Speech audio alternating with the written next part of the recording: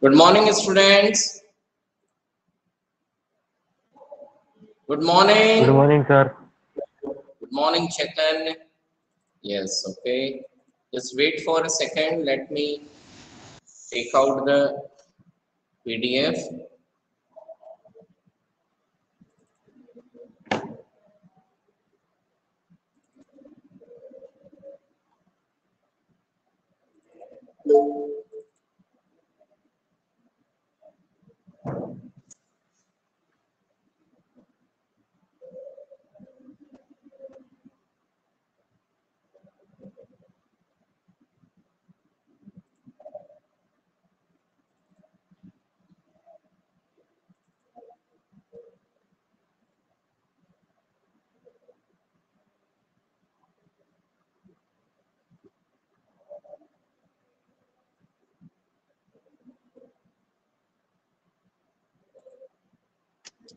Just a minute, huh?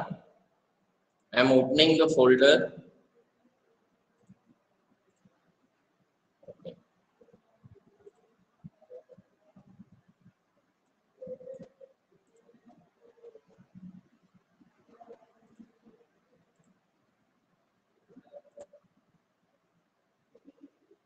Shit.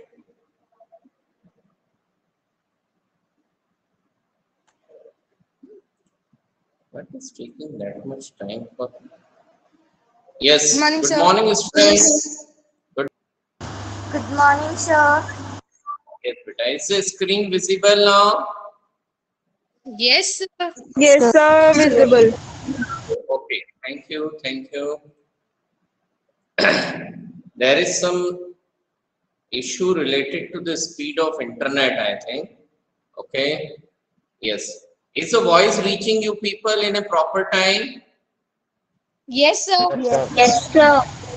Yes, sir. Okay. Sandhya, we have been joined with a new student in our class. Okay.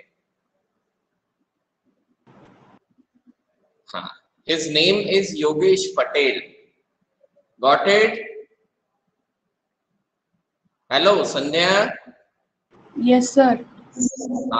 His name is Yogesh Patel. Okay. Yes, Sandhya, reply. Yes, sir. So, actually, he needs some help regarding the completion of the notes. Okay.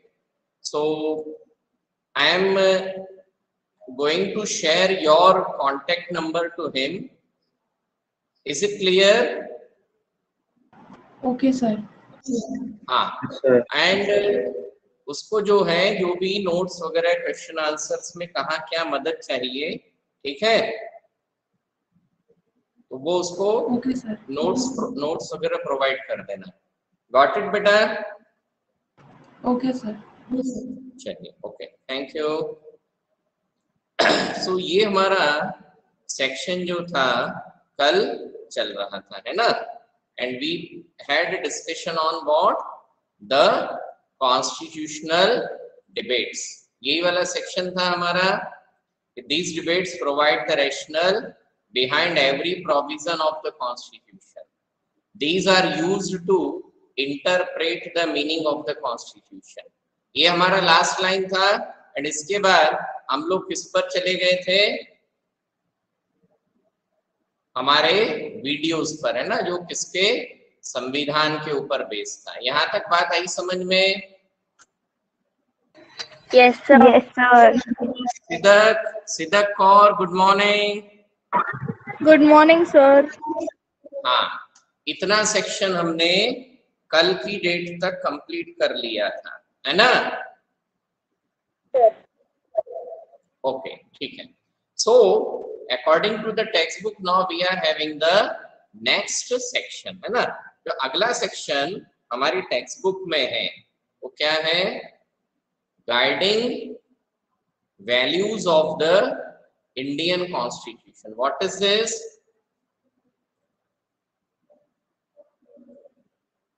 Guiding values of the Indian Constitution.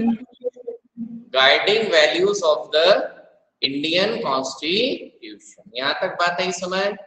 अब guiding values of the Indian constitution, यानी इस section में basically हम पढ़ेंगे क्या, discuss क्या करेंगे, ठीक है। तो इस सेक्शन में हम क्या डिस्कस कर रहे हैं, गाइडिंग वैल्यूज। गाइडिंग वैल्यूज का मतलब यानी किन सिद्धांतों के आधार पर, किन वैल्यूज पर क्या बनाया हुआ है, इंडियन कॉन्स्टिट्यूशन बनाया हुआ, यानी हमने जो संविधान लिखा, हमने से मीन्स इंडिया के लोगों ने जो अपने लिए कॉन्स्टिट्यूशन फ्रेम किया है ना, उसकी गाइडिंग वैल्यूज मतलब किन सिद्धांतों पर बेस है, क्या सोचकर बनाया गया, इंडियन कॉन्स्टिट्यूशन बनाने के पीछे क्या सोच है। क्योंकि जब तक हमारे पास क्या नहीं होगा, विजन नहीं होगा, क्या नहीं होगा, विजन, है ना, कि हमें ये काम करना है, हमें ये लक्ष्य प्राप्त करना है, तब तक हम क्या नहीं कर पाएंगे, उस प्रकार से काम नहीं कर पाएंगे, ठीक है। जैसे for example Sandhya 11th standard में कौन सा सब्जेक्ट लेने वाले हो? सर अभी इतना डिसाइड नहीं Sandhya, not decided clearly. Not decided, ठीक है। Is there someone who has decided which subject would you like to take? कौन सा सब्जेक्ट आप लोग लेने वाले हैं? यस, धनश्री पाहन बटे। Yes sir. हाँ बेटा, 10th पास करने के बाद 11th स्टैंडर्ड में कौन सा सब्जेक्ट लेने वाले हो? Sir maths. मैथमेटिक्स, ठीक है। अब ये बताओ, मैथमेटिक्स सब्जेक्ट लेना है तो क्या सोच के ले रहे हो? कुछ सोचा है कि मैं मैथमेटिक्स सब्जेक्ट लूंगी तो क्या करने वाली हूँ?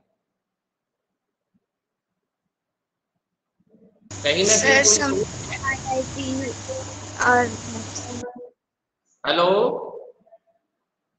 हाँ बेटा कृष्णा, कल क्लास ज्वाइन क्यों नहीं करी थी?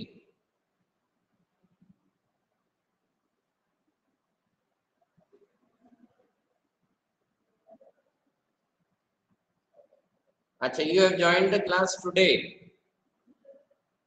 and should be regular, okay? हाँ,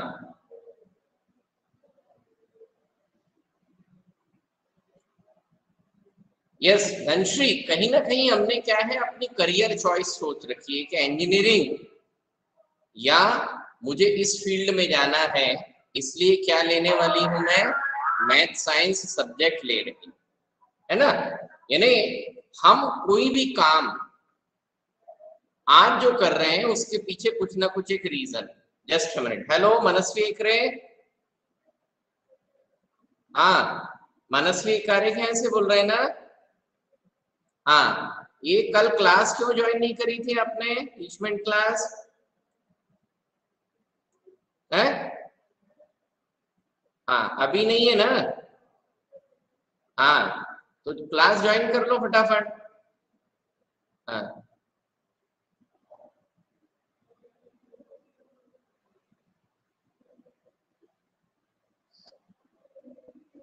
so guiding values of the Indian constitution, तो इस सेक्शन में भी हम क्या करेंगे, वही डिस्कस करेंगे कि जो इंडियन कॉन्स्टिट्यूशन बनाया गया उसके पीछे क्या विचार थे, किस सोच के साथ में, किस आइडियोलॉजी के साथ, किस विजन के साथ क्या बनाया गया है, इंडियन कॉन्स्टिट्यूशन बनाया गया है। कार्तिकेय, इतनी बात समझ में आई? कार्तिकेय बुरगाटे, इतनी बात समझ में आई बेटा? Yes sir. वेरी गुड, ठीक है ठीक है। चलो प्रांजलि जोगी,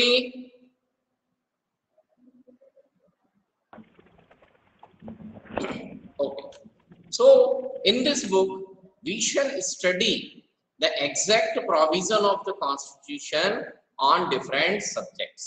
ठीक है, सो इस बुक में हम क्या कर रहे हैं, कॉन्स्टिट्यूशन के डिफरेंट प्रोविजंस जो अलग अलग सब्जेक्ट को लेकर के दिए हुए हैं, है ना, उसके बारे में हम पढ़ेंगे। यानी हमारे आने वाले चैप्टर्स हैं उसमें कहीं ना कहीं क्या है, हमारा कॉन्स्टिट्यूशन का सिस्टम हम डिस्कस करेंगे। So at this stage, let us begin by understanding the overall philosophy of what our constitution is all about. ठीक है, तो अभी हम हमारे कॉन्स्टिट्यूशन की फिलोसफी का मतलब वही है कि किसके बेस पर, किस आधार पर क्या बनाया गया है, इंडियन कॉन्स्टिट्यूशन बनाया गया। यहाँ तक बात आई समझ में? Yes, sir. Yes, sir. So we can do this in two Yes, ways. We can understand it by reading the views of some of our major leaders on our constitution, है ना।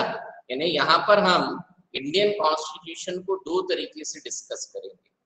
पहला क्या है कि हमारे कुछ इंपॉर्टेंट लीडर्स हैं, ठीक है, तो हम यहाँ पर हमारे कंट्री के 3 leaders, Mahatma Gandhi, doctor B R. Ambedkar और पंडित जवाहरलाल नेहरू, इन 3 लोगों के विचार किसके बारे में, इंडियन कॉन्स्टिट्यूशन के बारे में डिस्कस करें। क्योंकि ये वो 3 इंपॉर्टेंट फ्रीडम फाइटर्स से, लीडर्स थे, जिनके विजन के आधार पर, जिनकी सोच के आधार पर बाकी के मैक्सिमम लीडर्स ने क्या किया, अपना पॉलिटिकल करियर डेवलप किया। तो कहीं ना कहीं ये जो 3 इंपॉर्टेंट लीडर्स हैं, इनके जो विचार थे about the constitution of India, they are reflected in constitution when it was written. ठीक, then we will also discuss about the preamble to the constitution. हम और किस चीज को डिस्कस करेंगे, प्रियम्बल टू द कॉन्स्टिट्यूशन को भी डिस्कस करेंगे। इतनी बात आई समझ में? Yes, sir. Yes, sir. अब प्रियम्बल टू द कॉन्स्टिट्यूशन क्या होता है ना। तो यदि आप लोगों को ध्यान हो, हमने कभी इस फिगर को डिस्कस किया है, कहीं ना कहीं देखा होगा इसे? Sir, it is in our first page on Sir, it books. is in our NCERT textbooks only. It is also there in our NCERT textbook, है ना। What is On the it? first page. The preamble to the constitution। ठीक है, अब preamble to the constitution, तो preamble basically क्या है, इसको बोलते हैं एक प्रकार से संविधान की शुरुआत। अब शुरुआत का सेंस क्या है कि इतने पूरे कॉन्स्टिट्यूशन में क्या लिखा है, ये पूरा कॉन्स्टिट्यूशन किसके ऊपर बेस्ड है। तो इसकी हम यदि क्या बनाए, एक जिस्ट बनाए। जिस्ट मतलब समरी, सारांश निकालें। हिंदी में आपको बोलते हैं ना सारांश लिखने को। Yes, sir. बहुत बड़ा सा पैराग्राफ होता है और उतने बड़े पैराग्राफ का एक सारांश, शॉर्ट आप बनाते हैं। ठीक है, सो समरी यदि हम देखें तो समरी क्या बनेगी, that is what the preamble. यानी इतना बड़ा जो कॉन्स्टिट्यूशन है वो किसके ऊपर बेस है, तो वो जो समरी है, वो जो बेस है, वो जो विजन है, वो विजन किसके द्वारा रिफ्लेक्ट होता है, it is reflected through the constitution, it is reflected to the preamble. बात समझ में आई? Yes, sir. Yes, sir. सो अभी जब हम इस चैप्टर में जो डिस्कस करेंगे, ठीक है, वो हम किसके बारे में डिस्कस करेंगे, वो हम डिस्कस करेंगे, जस्ट अ मिनट बेटा,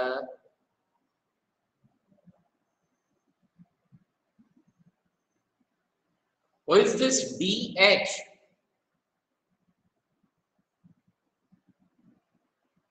धनश्री, Yes, sir. बेटा एक बार ऑडियो बंद करके है ना? It seems that there is something going.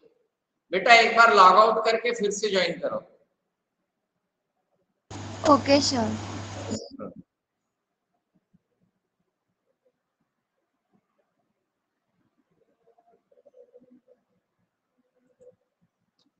So it is equally important to read what the Constitution say about its own philosophy. तो यहाँ पर जब हम बात कर रहे हैं कि what the Constitution says about its own philosophy, यानी हम यहाँ पर किस चीज को डिस्कस करेंगे? प्रियम्बल टू द कॉन्स्टिट्यूशन को डिस्कस करेंगे। यहाँ तक बात आई समझ में? Yes, sir. Yes, sir. Yes, sir. Yes, sir. So let us turn to these one by one. यानी अभी हम स्टार्टिंग में किसके बारे में डिस्कस करेंगे? Vision of the three important leaders. पहले यानी स्टार्टिंग में इस सेक्शन में सबसे पहले हम हमारे 3 इंपॉर्टेंट लीडर्स के विचारों को डिस्कस करेंगे और उसके बाद में then we will discuss on the preamble. Okay, so what is it? The dream and the promise. Okay, अभी इसमें हम महात्मा गांधी के विचार और अदर लीडर्स के विचारों को डिस्कस करेंगे। ठीक है? Now the makers of the some of you may have noticed a name missing from the sketches of the makers of the constitution, है ना? हमें यहाँ पर बहुत सारे उन लीडर्स के बारे में शॉर्ट इंफॉर्मेशन दी हुई है।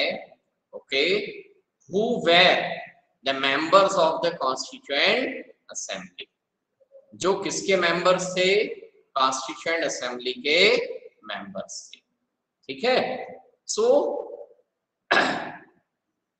लाइकवाइज, है ना, जैसे अभी मैंने बलदेव सिंह का दिखाया, देन आफ्टर दुर्गाबाई देशमुख है।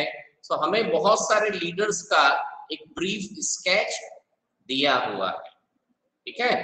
But if you have notice that some of the important leaders were missing in this, और उसमें से एक इंपॉर्टेंट लीडर कौन है जो मिसिंग थे? Mahatma Gandhi. Good. Mahatma Gandhi was not the member of the Constituent Assembly. Mahatma Gandhi Indian constituent assembly के member नहीं थे। ठीक है? He willingly denied to be elected as a member of the Constituent Assembly. उन्होंने कॉन्स्टिट्यूएंट असेंबली के membership का चुनाव लड़ने से ही मना कर दिया था। But he was one of the most important leader of India's freedom struggle. हमारे कंट्री का जो फ्रीडम स्ट्रगल था उसके एक बहुत ही इंपॉर्टेंट लीडर्स थे। ठीक है? इसलिए many members in the Constituent Assembly followed his vision. Constituent Assembly में बहुत सारे मेंबर्स ऐसे थे जो उनके इस विजन को, जो उनके इस विचार को क्या करते थे? फॉलो करते थे। ठीक? So years ago, writing in his magazine Young India in 1931, he had spelled out what he wanted the constitution to do. So 1931 में उन्होंने अपनी एक मैगजीन जिसका नाम क्या था? Young India. ठीक है? आप ध्यान से सुनो, इस टाइप की जो वाइटल इंफॉर्मेशन है could be asked in the examination. So the magazine Young India was published by whom? है ना? जो मैगजीन यंग इंडिया है उसे कौन पब्लिश करता था? तो you must know that the Young India magazine was published, okay, or run by whom? It was run by Mahatma Gandhi. इतनी बात आई समझ में? Yes, sir. ठीक है? So there were many members who followed the vision of the Mahatma Gandhi. ठीक? So उनकी जो ये बुक थी यंग इंडिया, ठीक, उसमें उन्होंने किसके बारे में लिखा है? कॉन्स्टिट्यूशन ऑफ इंडिया के बारे में लिखा है। यहां तक बात आई समझ में? इन्हें उसी समय पर उन्होंने अपने विचार व्यक्त किए थे कि जब हिंदुस्तान आजाद होगा तो इंडिया को रन करने के लिए जो नया कॉन्स्टिट्यूशन बनाया जाएगा वो इस प्रकार का होना चाहिए। हमारे नए कॉन्स्टिट्यूशन में ये विशेषताएं, ये स्पेशलिटीज होनी चाहिए। यहाँ तक बात आई समझ में? Yes, sir. Yes, Sir, sir. in making of the constitution, only Indians were there or any Britishers were also there? बेटा, in the Constituent Assembly of 299 members, there was no Britisher. Only the Indians were the members. Only the Indians were the members. ठीक है? Members कौन थे? Only Indians थे। ठीक है? There is one student जिसका एक क्वेश्चन था, देखो मैं भी 2 रोज से भूल रहा था उस क्वेश्चन को। ठीक है? उसने क्वेश्चन ये पूछा था कि व्हेन इट वाज अडॉप्टेड, ठीक है, इन नवंबर 1949, 26 नवंबर 1949 को कॉन्स्टिट्यूएंट असेंबली ने क्या कर लिया था? अडॉप्ट कर लिया था। तो फिर 2 महीने के बाद यानी 26 जनवरी को उसे इम्प्लीमेंट क्यों किया गया? भाई उसी समय पर इम्प्लीमेंट भी कर देते, अडॉप्ट भी कर लेते, है ना? तो ऐसा क्यों था? ठीक, अब इसका रीजन क्या है बेटा कि जब हमारा आजादी का आंदोलन चल रहा था, पहले तो बताओ किस स्टूडेंट ने क्वेश्चन पूछा था? Sir, me. Who? Sir, I carried it. अच्छा, नहीं, name what is your name? K.R. Reddy. किया रेड्डी, गुड किया। देखो तुम्हारा क्वेश्चन बहुत इंपॉर्टेंट भी है और जरूरी है ना? कि 26 नवंबर 1949 को जब फाइनल हो गया, अडॉप्ट भी कर लिया, तो फिर उसको इम्प्लीमेंट करने के लिए 2 महीने का समय और क्यों लिया गया? ठीक है, अब उसका रीजन क्या था? जब हमारे कंट्री में आजादी की लड़ाई चल रही थी, किसकी लड़ाई चल रही थी? आजादी की। फ्रीडम स्ट्रगल जब रन हो रहा था, तो हमारे कंट्री का जब फ्रीडम स्ट्रगल चल रहा था, तो हर साल यानी वंस इन ए ईयर, साल में एक बार इंडियन नेशनल कांग्रेस, साल में एक बार क्या किया जाता था? इंडियन नेशनल कांग्रेस की मीटिंग होती थी, जिसमें ऑल ओवर इंडिया से, पूरे हिंदुस्तान से इंडियन नेशनल कांग्रेस के इंपॉर्टेंट लीडर्स और रिप्रेजेंटेटिव इकट्ठा होते थे। Okay, and they discuss about the freedom struggle, their political programme. ठीक है, उसको क्या कहा जाता है? Sessions of Indian National Congress.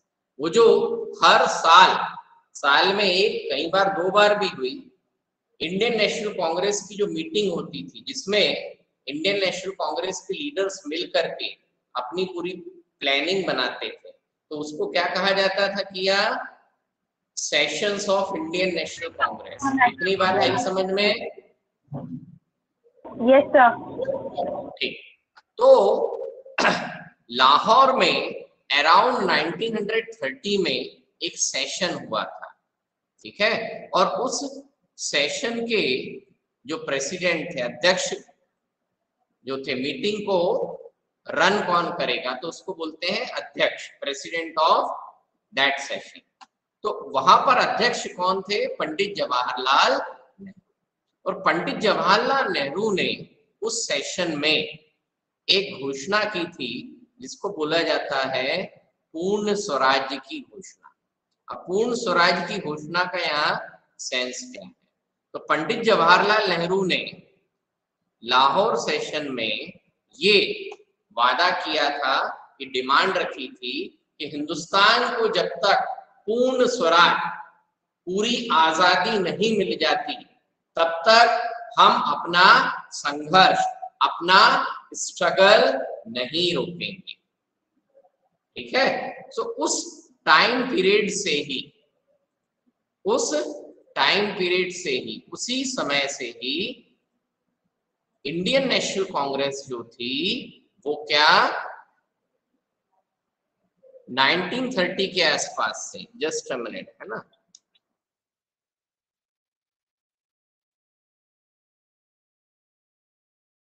ठीक। ये सेशन कब हुआ था बेटा? 1930। कब था? 1930।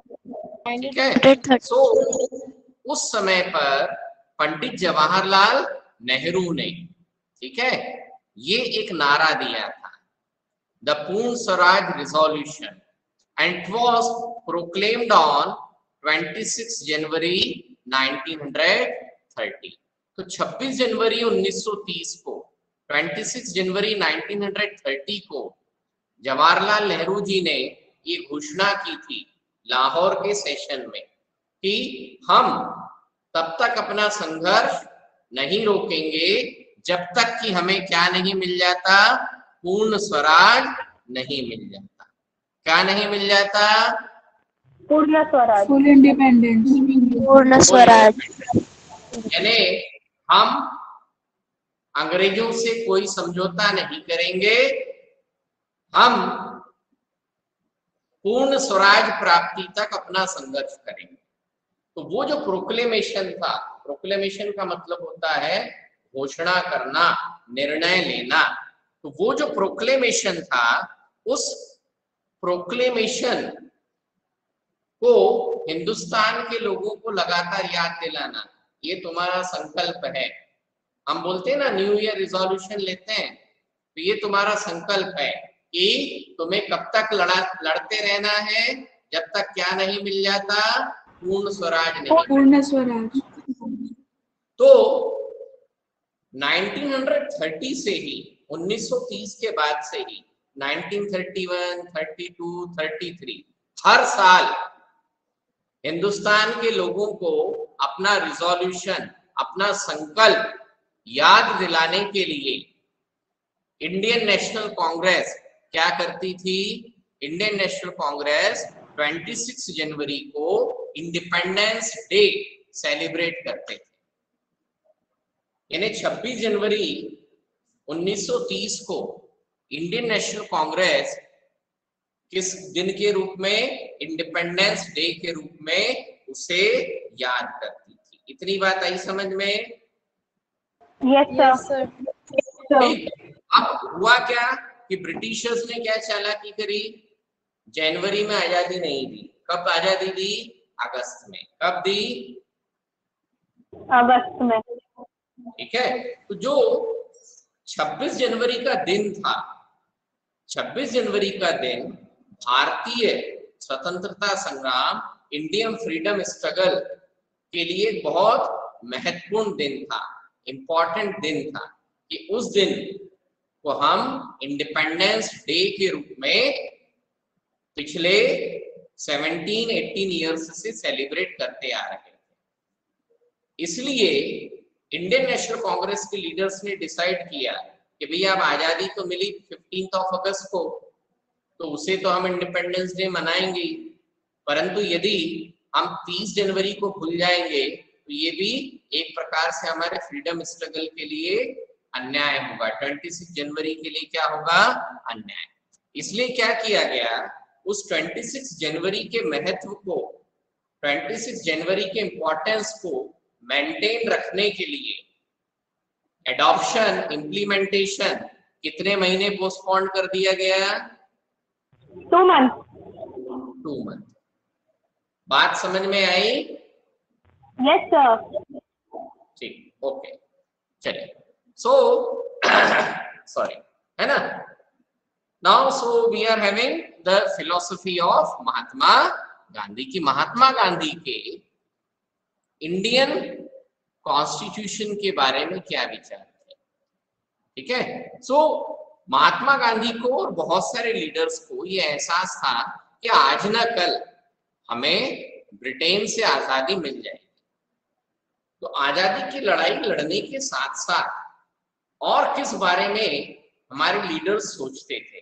हमारे लीडर्स सोचते थे कि आजादी तो आज न कल मिल जाएगी, पर आजाद होने के बाद में कंट्री को रन करने के लिए हमें किस प्रकार का कॉन्स्टिट्यूशन चाहिए।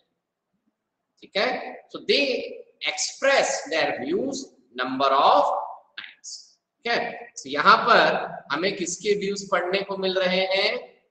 महात्मा गांधी। ठीक है। So let us discuss this. So what he spoke for, I should strive for a constitution which will release India from all thraldom and patronage. Strive मतलब संघर्ष करना। तो मैं ऐसे कॉन्स्टिट्यूशन के लिए संघर्ष करना चाहूंगा, मैं ऐसा कॉन्स्टिट्यूशन बनाना चाहूंगा which will release India, जो हिंदुस्तान को आजाद करेगा। किससे? thraldom and patronage, हर प्रकार के भय और पैट्रोनेज मतलब संरक्षण। अब पैट्रोनेज का सेंस ये है कि महात्मा गांधी कहते थे कि हिंदुस्तान को वाकई में आजादी कब मिलेगी? जब हम बाकी के कंट्रीज के दबाव से और प्रेशर से क्या होंगे? बाहर आएंगे। ठीक है। So I should strive for constitution it should release India from all thraldom and patronage, जो हिंदुस्तान को हर प्रकार के डर और पैट्रोनेज से क्या करे? आजाद करे। I shall work for an India in which the poorest shall feel that it is their country in whose making they have an effective voice. I shall work for an India, यानी जो constitution Hindustan में बनेगा, मैं ऐसा हिंदुस्तान बनाना चाहता हूं जिसमें गरीब से गरीब व्यक्ति भी ये फील कर सके, उसके मन में एहसास रहे कि इट इज देयर कंट्री, ये हिंदुस्तान उनका देश है। इन हुज मेकिंग, जिसके निर्माण में they have an effective voice, यानी गरीब से गरीब व्यक्ति को भी क्या मिलना चाहिए? इंडिया में डिसीजन मेकिंग का अधिकार मिलना चाहिए। An India in which there shall be no high class and no low class of people, ऐसा हिंदुस्तान बनना चाहिए जिसमें हाई क्लास और लो क्लास का कोई भेद नहीं। An India in which all communities shall live in perfect harmony, हम एक ऐसा हिंदुस्तान बनाना चाहते हैं जिसमें all communities shall live in perfect harmony, जिसमें सारी कम्युनिटी, समाज के सारे वर्ग, हिंदू मुस्लिम सिख ईसाई, है ना, हर भाषा बोलने वाले लोग क्या रहे? परफेक्ट हार्मनी, प्रॉपर सामंजस्य के साथ मिलजुल करके रहे। There can be no room in such an India for the curse of untouchability, मेरे सपनों के इस हिंदुस्तान में छुआछूत जैसी बुराई का और इंटॉक्सिकेटिंग ड्रिंक और ड्रग यानी नशे का कोई भी स्थान नहीं होगा। यानी मेरे सपनों का जो हिंदुस्तान है उसमें छुआछूत भी नहीं होनी चाहिए और नशा भी नहीं होना चाहिए। Women will enjoy the same rights as men, महिलाओं को वो सारे अधिकार मिलना चाहिए जो किसको मिलेंगे? पुरुषों के पास, मैन के पास। I shall be satisfied with nothing else, इससे ज्यादा, इससे कम मुझे नहीं चाहिए। अब इतना सारा है ना, यानी उस सपनों का हिंदुस्तान बनेगा तो वो कैसे उस सपने में रहेगा या उसको इम्प्लीमेंट करने के लिए कहां पर रूल्स एंड रेगुलेशंस बनाने पड़ेंगे? Rules and regulation need to be constitution, है ना। तो महात्मा गांधी का ये जो सपना है, यही सपना कहां पर, ये सपना साकार कब होगा? जब इस सपने को पूरा करने के लिए कॉन्स्टिट्यूशन में क्या बनेंगे? रूल्स एंड रेगुलेशंस बनेंगे। यहां तक बात आई समझ में? Yes, sir. Any doubt? No, sir. Okay, चलिए. Okay. So this is what the vision of Mahatma Gandhi. ठीक है, ये किसका विजन था? महात्मा गांधी का. किसके बारे में? The constitution of India. ठीक. Now likewise the dream of an India that has eliminated inequality was shared by Dr. B.R. Ambedkar. Doctor B R Ambedkar के भी विचार कुछ इसी प्रकार के थे. महात्मा गांधी भी क्या चाहते थे कि इंडिया से इनइक्वालिटी, भेदभाव खत्म होना चाहिए, डिफरेंशिएशन, डिस्क्रिमिनेशन खत्म होना चाहिए. So doctor B R Ambedkar was also thinking in the same way, and he had played a key role in the making of the constitution. उन्होंने कॉन्स्टिट्यूशन बनाने में एक बहुत महत्वपूर्ण भूमिका, की रोल प्ले किया था. ठीक. But he had a different understanding of how equality could be removed. Mahatma Gandhi भी इनइक्वालिटी, भेदभाव मिटाना चाहते थे. डॉक्टर बी आर अम्बेडकर भी कहते थे कि भेदभाव, इनइक्वालिटी, डिस्क्रिमिनेशन खत्म होना चाहिए. परंतु दोनों के तरीकों में भेद था, यानी किस तरीके से मिटाना है, इस बारे में महात्मा गांधी के विचार अलग थे और डॉक्टर बी आर अम्बेडकर के विचार अलग थे. ठीक. So what he says, he often bitterly criticized Mahatma Gandhi and his vision. ठीक है, तो डॉक्टर बी आर अम्बेडकर थे, bitterly criticize Mahatma Gandhi and his vision. Doctor B R Ambedkar अक्सर महात्मा गांधी और उनके जो विजन, उनके जो विचार थे, उनको क्रिटिसाइज करते थे, आलोचना करते थे. यानी बहुत सारे मुद्दों पर, बहुत सारे मैटर्स पर महात्मा गांधी के विचार और डॉक्टर बी आर अम्बेडकर के विचार कैसे थे? अलग. ठीक. In his concluding speech to the constituent assembly he stated his anxiety very clear. Concluding मतलब जब 26 नवंबर, ठीक है, तो जो कॉन्स्टिट्यूएंट असेंबली ने जब ये कॉन्स्टिट्यूशन अडॉप्ट किया, ठीक है, तो उस समय पर उन्होंने अपने इन विचारों को कॉन्स्टिट्यूएंट असेंबली के सामने बहुत क्लियर तरीके से अपनी स्पीच में रखा. यानी उन्होंने अपने विचार इस इनइक्वालिटी के बारे में बहुत क्लियर कट रखे कि कॉन्स्टिट्यूशन बन तो गया है ना, जितना अच्छे से अच्छा हम कॉन्स्टिट्यूशन को बना सकते थे, हमने इस कॉन्स्टिट्यूशन को उतना अच्छा बनाने का प्रयास किया, परंतु अभी भी मेरे मन में इनइक्वालिटी को लेकर बहुत सारी समस्याएं हैं. ठीक है. So what were the views of doctor B R Ambedkar, है ना. डॉक्टर बी आर अम्बेडकर के क्या विचार थे, that will discuss in tomorrow's session. Okay, because it is 8:42, so the time for this class is over, beta. So that's all for today live class, friends. Thank you. Goodbye. Thank you, sir. Enjoy.